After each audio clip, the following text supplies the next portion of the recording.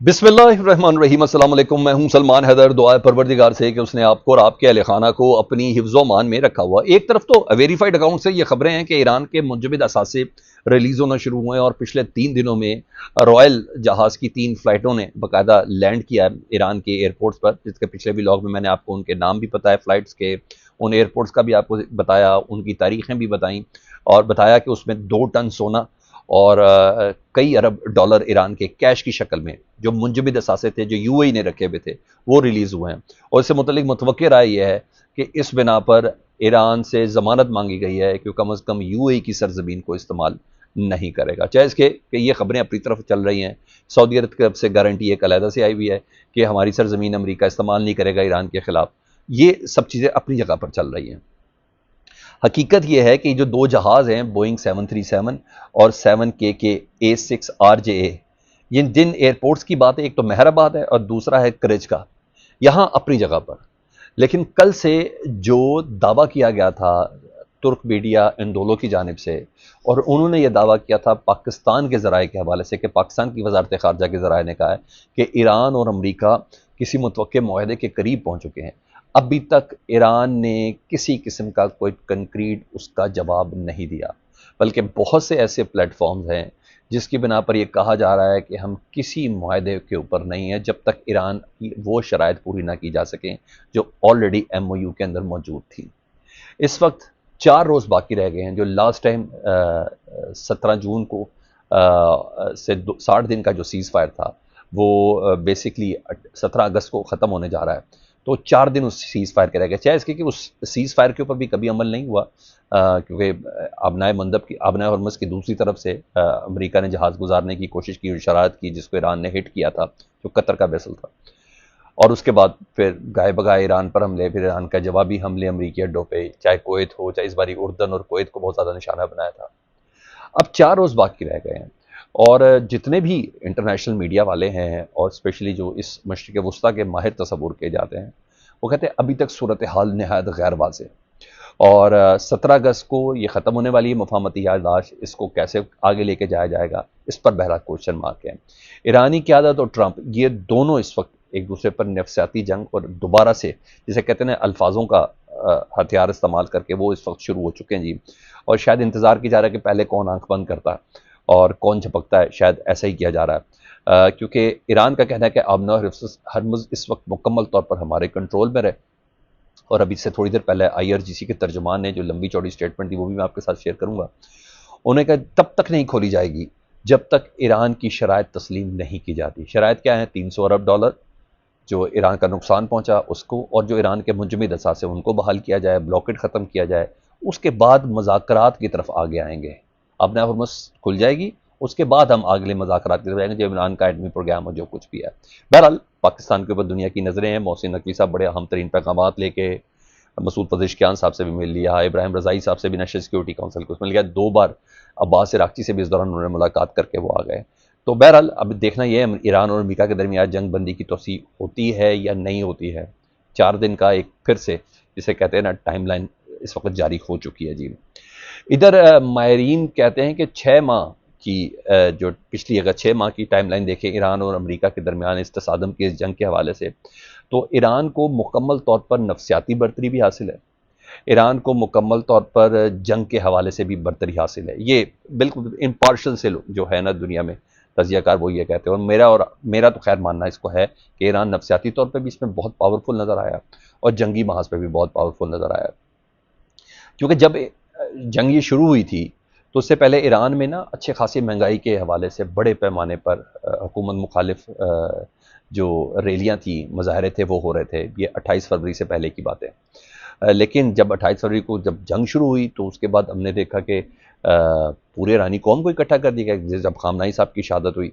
और ये वाली हालत थी कि जो ईरान की सरजमीन है उसके खिलाफ एक, उसके हवाले से एक आइनी दीवार जिसे कहते हैं ना, उसकी एक बाकायदा तौर पर एक तहरीक चली और 3 करोड़ अफराद ने रजिस्टर कराया अपने आप को एज अ रज़ाकार, जाने फिदा के नाम से।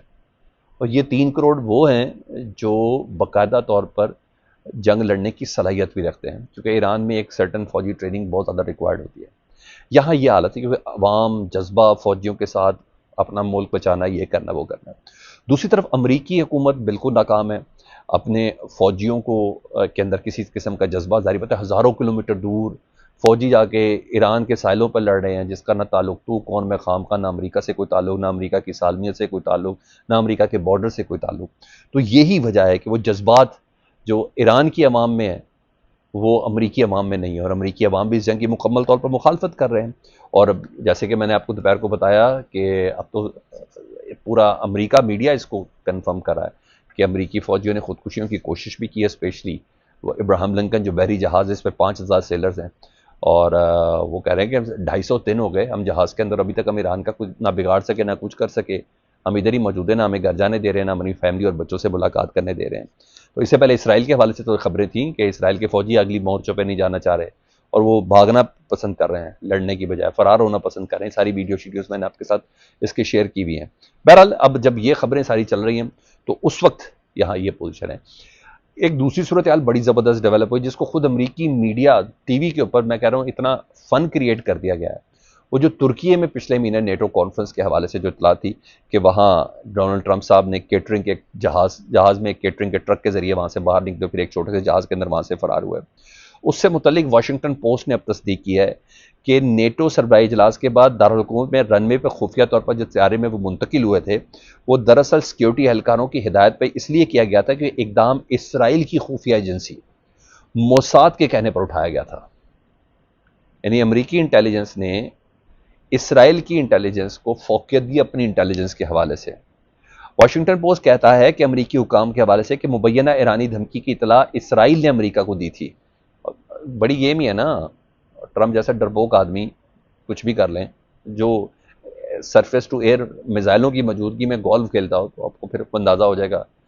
اور خود امریکی میڈیا میں اتنے جو ہے نا کامیڈی پروگرام چلنا شروع ہو گئے ہیں کہ اینکر ہی اس طریقے سے آتا ہے اس پروگرام کے اندر کہ جیسے کیٹرنگ کی ہے کسی باکس کے اندر ہے، اور پھر کہتا ہے سنا ہے ٹرمپ صاحب اس طرح انہوں نے بچایا ہے، تاکہ وہ بتا سکیں کہ گریٹر امریکہ کس طریقے سے۔ تو یہاں ایک بڑا فنی کریکٹر ان کا ڈیولپ ہو چکا ہے جی۔ اس رپورٹ کے مطابق اسرائیلی حکومت نے مبینہ دھمکی سے متعلق CIA کو فراہم کی تھی انفارمیشن، اور امریکی انٹیلیجنس کے تجزیہ کاروں نے معلومات کو قابل اعتماد نہیں سمجھا اور انتظامیہ کے حکام کو اپنے تحفظات سے آگاہ کیا۔ واشنگٹن پوسٹ بتاتا ہے کہ ٹرمپ کی جان کو لاحق مبینہ خطرات سے متعلق رپورٹ کی بنیاد امریکی انٹیلیجنس اداروں کی بجائے اسرائیلی ذرائع تھے۔ یعنی ٹرمپ کی بھی سیکیورٹی کا جو ذمہ ہے وہ اسرائیل سے سنبھالا، اور اچھا خاصا ٹرمپ کو بہت سبکی کا سامنا کرنا پڑا۔ اب یقین صحیح میں نے جسے کہتے ہیں نا بے عزت ہونا، اس کے بعد وہ بے عزت ہوئے نظر آ رہے ہیں۔ ہاں اب یہ ساری باتیں اپنی جگہ پر چل رہی ہیں۔ ادھر دوسری ایک اور اپڈیٹ ہے، وہ بھی میں آپ کے ساتھ شیئر کر دوں کہ ایران کی پاسداران انقلاب ہے، اس کے جو ترجمان ہیں وہ ابراہیمی صاحب، وہ خود آئے ہیں سامنے، اور انہوں نے کہا ہے کہ آبلۂ ہرمز کے ذریعے بحری جہازوں کی معمول کی جو نقل و حرکت ہے اس کے بارے میں امریکہ کے جتنے دعوے وہ جھوٹے ہیں۔ ٹرمپ یہ کہہ رہے ہیں نا میرا آبلۂ ہرمز پر قبضہ ہے، نہ میری مرضی سے جہاز جا سکتا، نہ کوئی آ سکتا مرضی کے بغیر۔ انہیں کہ یہ سب جھوٹے دعوے ہیں جو اس ملک کی فوج کی مایوسی اور نااہلی کو ظاہر کرتے ہیں۔ یہ جھوٹ کے سوا کچھ نہیں۔ اعلان کیا جاتا ہے کہ ماضی کی طرح آبناء ہرمز مکمل طور پر اسلامی جمہوریہ ایران کے انتظام اور نگرانی میں ہے، اور کوئی بھی تجارتی بحری جہاز یا آئل ٹینکر طاقتور ایرانی مسلح افواج کی اجازت اور نگرانی کے بغیر اس آبنائے کو محفوظ عبور نہیں کر سکے گا۔ اور یہ ممکن نہیں ہے کہ ماضی سے لے کر آج تک امریکہ کے لیڈرز اور دہشت گرد فوج نے ایران کے طاقتور مسلح افواج میں اس ملک کے عوام اور بہادر بیٹوں کی طاقت و مزاحمت کا تجربہ کیا ہو۔ امریکہ ہمیشہ خطے میں افراتفری پھیلانے کی کوشش کرتا ہے اور بے بنیاد اور بلا وجہ دھمکیاں دیتا ہے۔ مسلح افواج میں مسلم برادر سپاہیوں کو وسیع پیمانے پر اور بڑھتی ہوئی تیاریوں کے سامنے ان کی نااہلی اور مایوسی میں اضافہ ہی کرے گا۔ ایران کی مسلح افواج خطے میں اپنی امریکی اور صہیونی دشمنوں کی تمام حرکات و سکنات پر نظر رکھے ہوئے اور مسلح افواج کے سپریم کمانڈر آیت اللہ مجتبیٰ خامنائی کی دانشمندانہ اور ہوشیار قیادت میں عوام کے حقوق اور اسلامی خود مختاری کے قوی اصول کے دفاع میں ایک لمحے کے لیے بھی کسی قسم کی کوئی کوتاہی نہیں ہوگی۔ فتح ناقابل تسخیر اور حکمت کے سوا کچھ نہیں ہے۔ تو ایران اس صورتحال کو، ٹرمپ کے دعووں کو اس طریقے سے رسپونڈ کر رہا ہے۔ ادھر پیش رفت ایک اور ہوئی ہے، ترکی کے وزارت دفاع کی آج ہفتہ وار بریفنگ تھی۔ انہوں نے بہت غیر معمولی چیز اس بریفنگ کے اندر اس مکہ ایکارڈ سے متعلق بتائی۔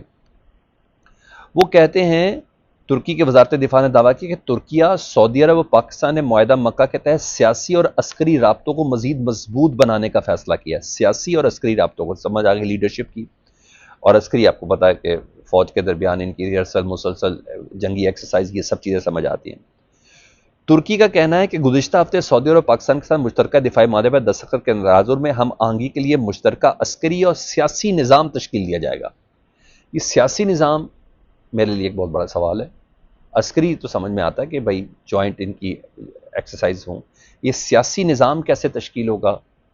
یا تو پولیٹیکل سیکریٹریٹ کی بات کریں کہ وہ سیاسی نظام میں کوئی مشترک نہیں ہے، وہاں صدارتی نظام ہے ترکی میں، سعودی عرب میں بادشاہت ہے، اور پاکستان میں سو کالڈ جمہوریت ہے یا پرائم منسٹر شپ ہے یا پارلیمانی سسٹم ہے، جو کچھ بھی آپ ادھر کہہ لیں۔ تو یہ ایک بڑا معنی خیز ہے، اور وہ کہتے ہیں کہ ہم آنے والے دنوں میں باقاعدہ طور پر تعاون میں دفاعی صنعتوں میں مشترکہ پیداوار، یعنی ہمارے جو عسکری ایکوپمنٹ ہے، اسلحہ گولہ بارود ہے، وہ اکٹھا بنائیں گے جی، اور سعودی عرب میں مستقل سیکریٹریٹ قائم کیا جائے گا، ٹیکنالوجی کی منتقلی شامل ہے اس معاہدے کے تحت، یہ ہم کریں گے۔ تو بہرحال یہاں اب مکہ معاہدے سے متعلق ابھی تک یہ باتیں کلیئر نہیں تھی کہ ہمارا سیاسی طور پر بھی ایک عدد پلیٹ فارم بننے جا رہا ہے، اور دوسرا انہوں نے کہا ہے کہ جنگ کے مشترکہ عسکری اور سیاسی نظام تشکیل دیں گے۔ اس کی ابھی کلیریفیکیشن آنی ہے، میرا خیال ہے جب بھی پارلیمنٹ کے اندر آئے گا یہ بل یا یہ مسودہ، تو تبھی جا کے بات کلیئر ہوگی۔ ابھی بہت سے ایسے پوائنٹس ہیں جس کی ابھی تشریح کی باقی ہے۔ فیڈ بیک سے متعلق ضرور آگاہ کیجیے گا، اپنا بہت خیال رکھیں۔ اللہم صلی علی محمد و آل محمد۔